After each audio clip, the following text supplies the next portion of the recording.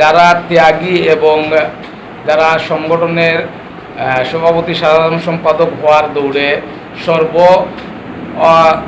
গ্রহণযোগ্য ছাত্রলীগের মধ্যে যারা ছিল, তাদের কেন্দ্রীয় ছাত্রলীগের সভাপতি সাধারণ সম্পাদক সেই অফারটা দিয়েছিল এবং তাদের দ্বারা সেটা সম্ভব না প্রোভাইড করা সেই টাকাগুলা, বিদায় তারা সেটাতে সম্মতি প্রকাশ করে নাই। এর প্রেক্ষিতে যাদের দেয়া হয়েছে অর্থের বিনিময়ে কমিটি নেয়ার যে আহ্বান করেছিল, সেটা তারা প্রত্যাখ্যান করছে এবং যাদের দেয়া হয়েছে তারা কোনোভাবেই সংগঠনের সভাপতি সাধারণ সম্পাদক হওয়ার যোগ্যতা রাখে না। বিদায় আমরা ধারণা এর চেয়ে বেশি অঙ্কের টাকার বিনিময়ে এদের সভাপতি সাধারণ সম্পাদক বানানো হয়েছে। আমরা যে অ্যামাউন্টটা বলেছি সেটা যাদেরকে অফার দেওয়া হয়েছিল, যাদের সেই টাকাগুলা দেওয়ার অফার দেওয়া হয়েছিল, যারা প্রত্যাখ্যান করেছে, সাধারণ ছাত্ররা যারা দীর্ঘদিন আন্দোলন সংগ্রামের একত্রতা পোষণ করেছে এবং ছাত্রলীগের বিগত কমিটিতে সুনামের সাথে দায়িত্ব পালন করেছে, তারা প্রত্যাখ্যান করে সেই ধারণা থেকেই আমরা এই অ্যামাউন্টটা উল্লেখ করেছি। আমাদের সর্বোচ্চ ফোরাম থেকে তৃণমূল পর্যন্ত যাতে সংগঠন ভবিষ্যতে এ ধরনের কোনো কার্যকলাপে সংগঠন কুলসিত না হয়, সেই কারণে আমরা জননেত্রী শেখ হাসিনার হস্তক্ষেপ চাচ্ছি, যাতে সংগঠনকে এই ধরনের কুলসিত এবং দুর্নাম থেকে সংগঠনকে ফিরিয়ে আনার জন্য এবং ভবিষ্যতে আমাদের ছাত্রলীগের সর্বোচ্চ ফোরামে যাদের নেতৃত্ব দেওয়া হবে, যাতে অর্থলোভী এবং তাদের পার্সোনালি ব্যক্তিগত সুবিধা হাসিলের জন্য সংগঠনকে যাতে ব্যবহার না করা হয়। এর আগে তো এরা আমাদের অধীনস্থ কোনো ইউনিটের দায়িত্বে ছিল না। আমরা এর আগে এটার ব্যবস্থা নেব এই ধরনের কোনো সুযোগ আমাদের কাছে ছিল না এবং এরাই যে বাংলাদেশ ছাত্রলীগের সভাপতি সাধারণ সম্পাদক, এদেরকেই সংগঠনের দায়িত্ব দেওয়া হবে, সেটাও তো আমরা তৃণমূল নেতাকর্মী কেউই জানতো না এবং আমাদের অভিভাবক সংগঠন সিলেট জেলা এবং মহানগর আওয়ামী লীগের সভাপতি সাধারণ সম্পাদক কেউই জানে না। সেক্ষেত্রে এটা আগে ব্যবস্থা নেওয়ার কোনো সুযোগ ছিল না বিধায় আমি বিশ্বাস করি। আমি জেলা ছাত্রলীগের দায়িত্বে ছিলাম, সেই উপজেলা ছাত্রলীগের নেতা হবে আমার কাছে এসেছে এবং আমি তার সিভি তখন চেয়েছিলাম। তার সিভিতে আপনার কোনো শিক্ষাগত যোগ্যতার এভিডেন্স দিতে পারে নাই। আমি তখন থেকেই সংগঠন না করার জন্য তাকে আমি পরামর্শ দিই। তারপরেও সংগঠন তো আর কারো কাছে জিম্মি না, আমরা কাউকে বাদ দিতেও পারি না দায়িত্বশীল ছাড়া যারা কর্মী আছে, কারণ বিশাল সংগঠন, শত শত কর্মী বাংলাদেশ ছাত্রলীগের।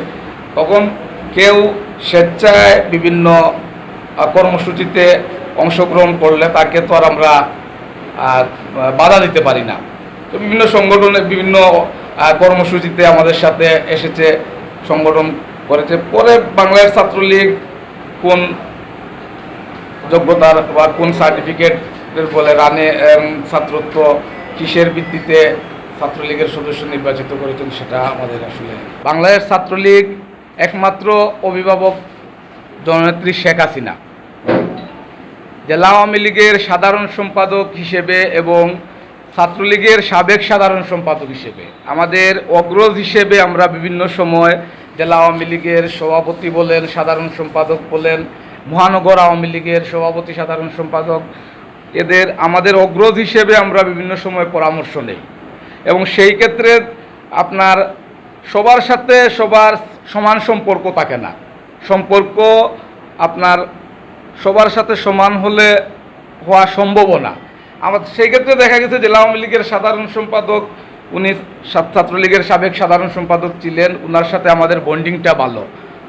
আমরা ওনার বলয় না, যে ক্যান্ডিডেট ছিল, যে প্রার্থী ছিল জাওয়াদ ইবনে জাহিদ খান, সে বিগত কমিটির আগের কমিটি যেটা 2009 সালে হয়েছিল, সেই কমিটিতে আপনার বিজ্ঞান ও প্রযুক্তি বিষয়ক সম্পাদক ছিল।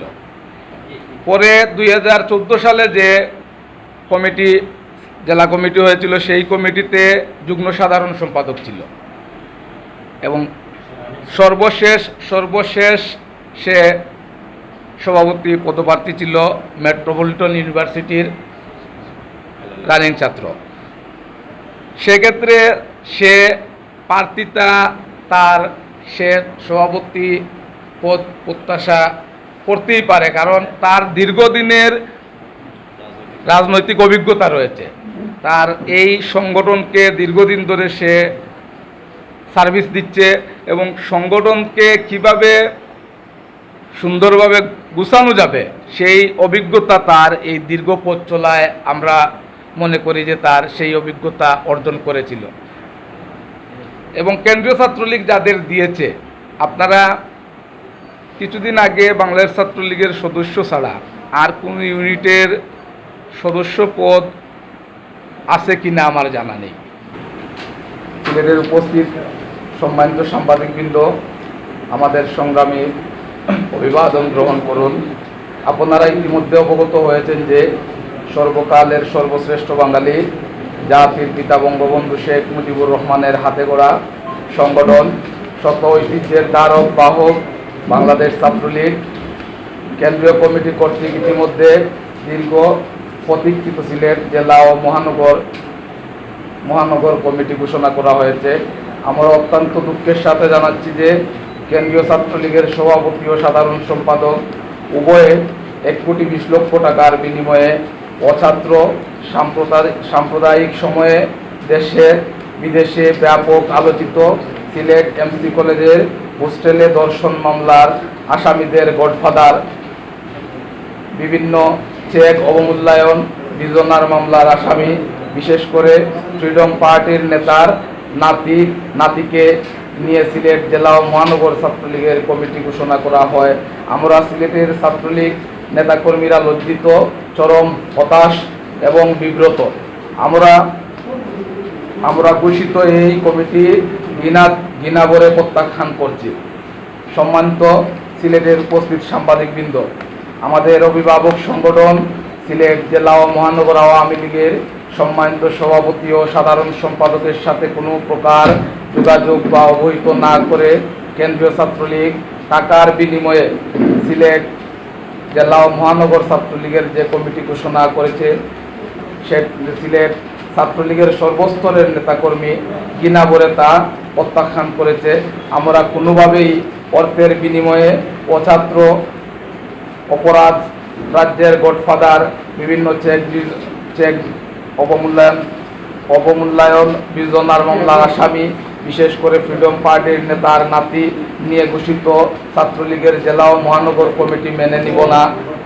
আজকের এই সংবাদ সম্মেলনের মাধ্যমে চরম অনিয়মের মাধ্যমে সিলেট জেলা ও মহানগর ছাত্রলীগের ঘোষিত কমিটি বাতিল করে প্রকৃত ত্যাগী ও গ্রহণযোগ্য ছাত্রলীগ কর্মীদের নিয়ে সিলেট জেলা ও মহানগর ছাত্রলীগের কমিটি নতুন করে গঠনে আমরা আমাদের প্রাণপ্রিয় নেত্রী জননেত্রী দেশরত্ন শেখ হাসিনার সরাসরি হস্তক্ষেপ কামনা করছি। জয় বাংলা, জয় বঙ্গবন্ধু।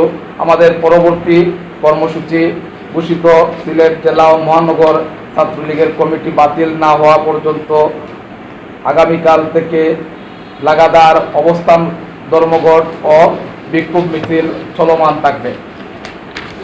ধন্যবাদ।